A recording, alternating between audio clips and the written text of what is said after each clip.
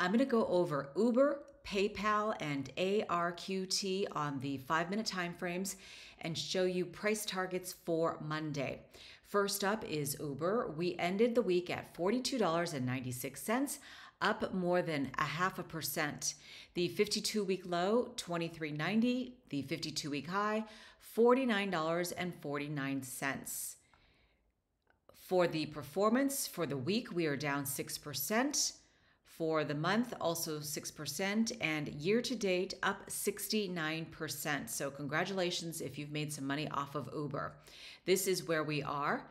To the north side takes us to resistance at 2 standard deviations, and that is roughly 43.10. Above that, and another possible take profit area, 43.55.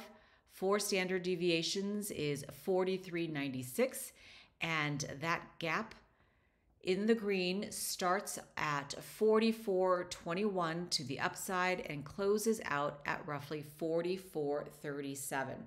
To the south side, back at the middle of the trend and the baseline, 42.23. Below that, at -2 standard deviations and a possible buy-in area, 41.39. At -3 standard deviations, $40.97.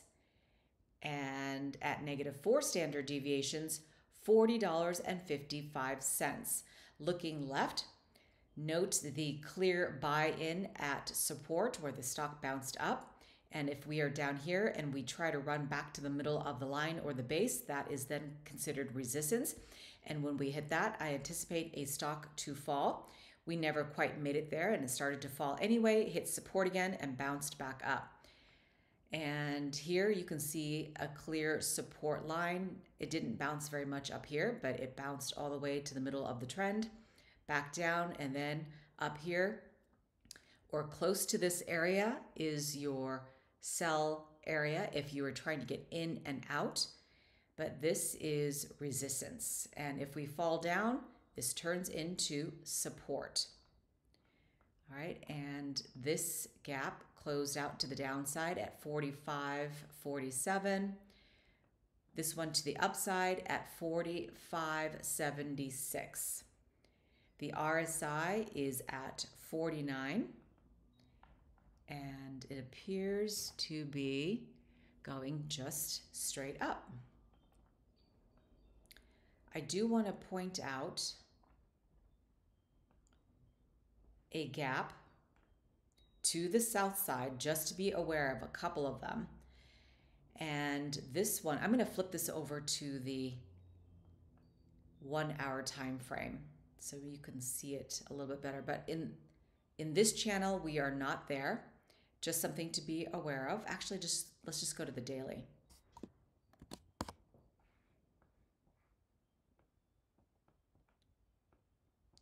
So we've got a gap that closes out at 33.01, another one that closes to the south side of that at 31.24, and another one at 26.41. So a lot of downside potential here. But on the daily, support takes us to roughly 39.71 and back at the middle of the trend, 46.69. The 1-year price target is 58.51, which represents a 31% increase from where we are. Now I'm going to take us over to PayPal. I've talked about this many times in the past.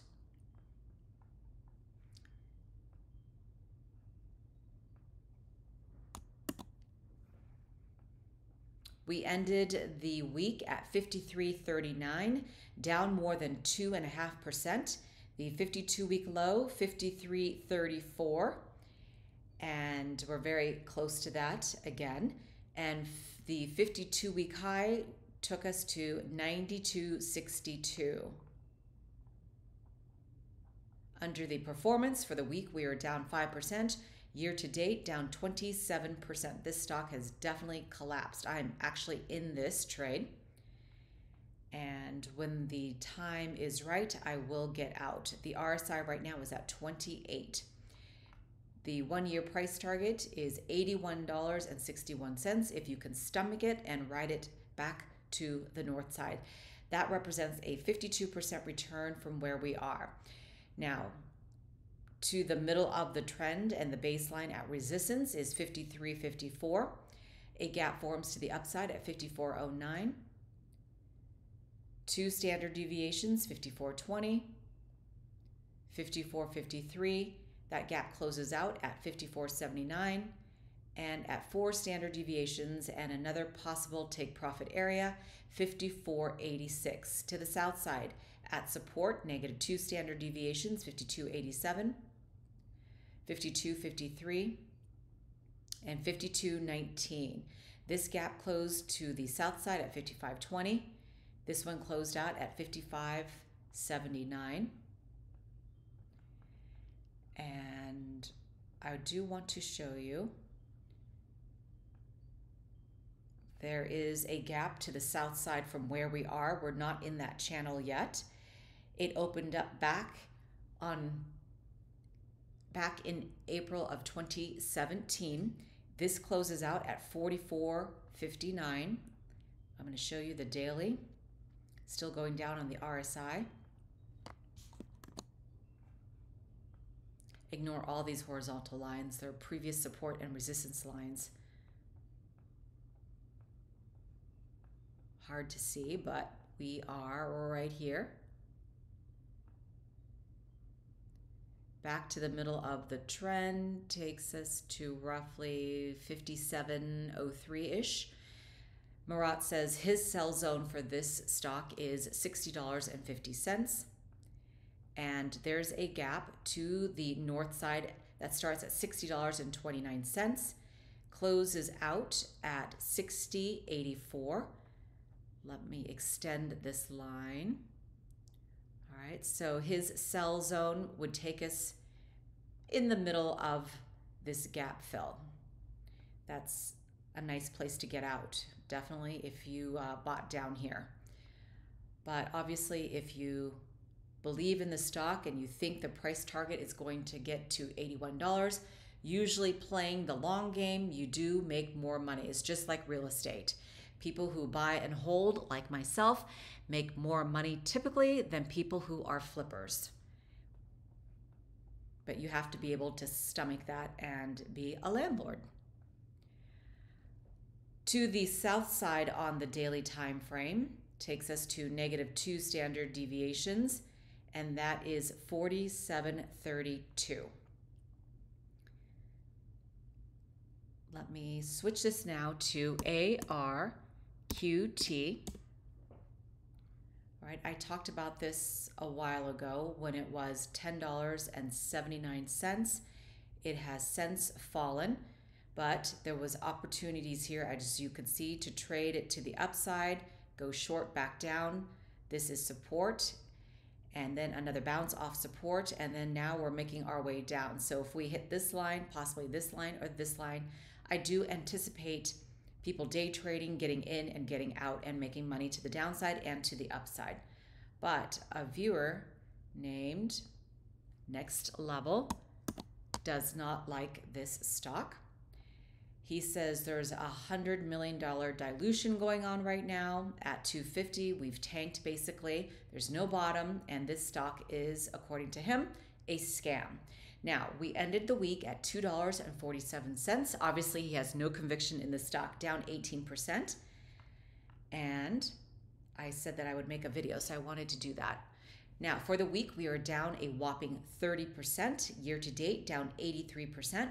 A strong sell under the signal here, your buy and sell signal, according to TradingView, but it is considered a strong buy. The 1-year price target, 36.68, which represents a 1,385% return from where we are. I'm going to mark that out too. I'll mark it out actually later, and then we'll revisit this stock. All right, whoops, delete. This is where we are. To the north side of that takes us to roughly 266 and resistance. So if we get to this level, I will anticipate another sell-off as people take their profits and they run, day traders. and maybe even swing traders. But the next level, 284, and this gap, as you see, closes out at $3. And if we hit this line, I will definitely anticipate the stock to crater as people take their profits and they run, and then it might run all the way back down to these levels down here. But note the bounce at support, and every line that we go up, if we are down here, this turns into resistance, another level of resistance, resistance, resistance, resistance, resistance. If we fall down, this turns into support, support, support, support. And the cycle repeats itself. But looking left, you can see where you can definitely make some trades here. Bounce right here, as you can see, at -3 standard deviations and support. Then you had to get out, and it fell back down to this level, and then back up to resistance, grinding along the base. Sometimes we grind down this way, or if the stock fortunately goes up, then we grind along that baseline or just go sideways.